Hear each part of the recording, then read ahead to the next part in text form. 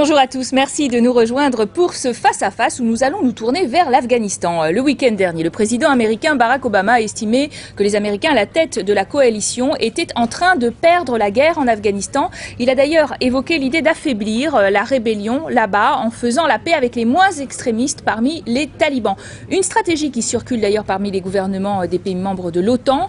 Mais la faiblesse du gouvernement de Kaboul d'Hamid Karzai et le renforcement des rebelles ne semble pas aller dans ce sens. Alors, négocier ou non avec les talibans, et puis surtout lesquels? Comment sortir du bourbier afghan? C'est la question que nous poserons aujourd'hui à nos deux invités. Guy Millière, bonjour. Bonjour. Vous êtes écrivain, président de l'Institut Turgot à Paris, et vous êtes face à Anne Kratz, bonjour.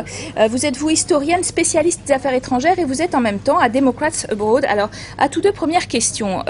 Effectivement, on voit Barack Obama qui progresse sur l'idée d'un dialogue avec les talibans. Est-ce que cela vous paraît faisable, souhaitable?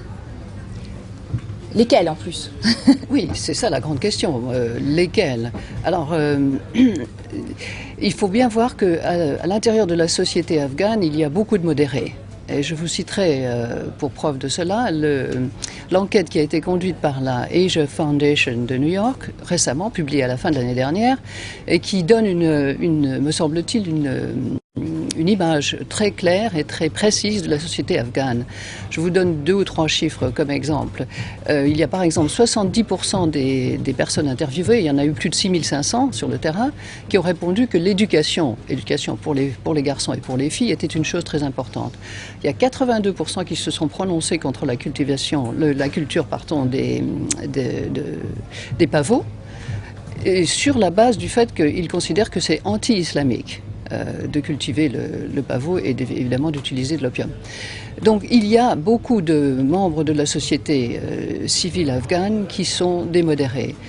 Et en même temps, une partie de ces gens-là est bien évidemment considérée comme faisant partie des talibans, dans le sens où ils soutiennent peut-être de façon comment dirais-je, psychologique ou même financière un certain nombre de talibans. Donc peut-être c'est une piste de réflexion intéressante que d'essayer de rallier, de séparer, de diviser et de rallier les plus modérés. Je pense que la bonne stratégie consiste à renforcer le gouvernement central et à considérer que le gouvernement central doit établir ce qu'il essaye de faire d'ores et déjà, des liens avec des chefs de guerre régionaux qui tiennent les régions dans lesquelles ils sont, mais je ne pense pas que le bon message soit de dire qu'on va négocier avec des talibans modérés. D'ailleurs, l'expression taliban modéré me paraît être une contradiction dans les termes.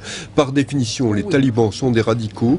Il n'y a pas de talibans modérés. Le mouvement taliban est un mouvement qui a tout le temps soutenu et accordé des bases arrières à Al-Qaïda. Et je pense qu'envoyer ce message n'est pas envoyer le bon message. Envoyer le message selon lequel on va rallier les plus modérés de la société afghane et les chefs de guerre, oui. Par rapport à la violence sur des talibans modérés entre guillemets, non, ça ne me paraît pas la bonne stratégie. Et je pense qu'au milieu d'une guerre, parce qu'on est dans une situation de guerre, dire qui plus est qu'on n'est pas en train de gagner la guerre ne me paraît pas du tout le bon message à envoyer. Et je pourrais rajouter, bien entendu, la situation régionale et l'approche globale vis-à-vis du monde musulman de l'administration Obama. Je crois que vous vous focalisez sur ces 2 mots de talibans modérés qui sont effectivement peut-être une contradiction. Mais le fait est que, comme je le disais tout à l'heure, il y a beaucoup de modérés à l'intérieur de la société afghane. Vous mentionnez le fait qu'il faudrait renforcer le gouvernement central. Oui, c'est ce à quoi les Américains s'emploient. Je vous signale que dans cette enquête dont je parlais tout à l'heure, la moitié de la population afghane, celle qui réside évidemment dans le nord, où les warlords, les chefs de guerre, ont déjà depuis longtemps pris contact avec les Américains et travaillent avec eux, on peut le dire comme cela. Les gens se considèrent comme beaucoup plus en sûreté qu'avant. C'est évidemment dans le sud de l'Afghanistan, le sud-est de l'Afghanistan et le sud-ouest, que les gens se considèrent le moins en sécurité. Alors, renforcer le gouvernement... Renforcer le gouvernement central d'Hamid Karzai, considéré comme extrêmement corrompu, est-ce que c'est lorsque l'on parle de corruption, c'est un pays où tout marche par tractation avec des groupes tribaux. Et donc, je pense qu'un Afghanistan qui est totalement dépourvu de corruption, de ce qu'on appelle ici corruption, c'est un pays qui ne peut pas exister. Justement, là, je pense que des erreurs ont été commises qui ont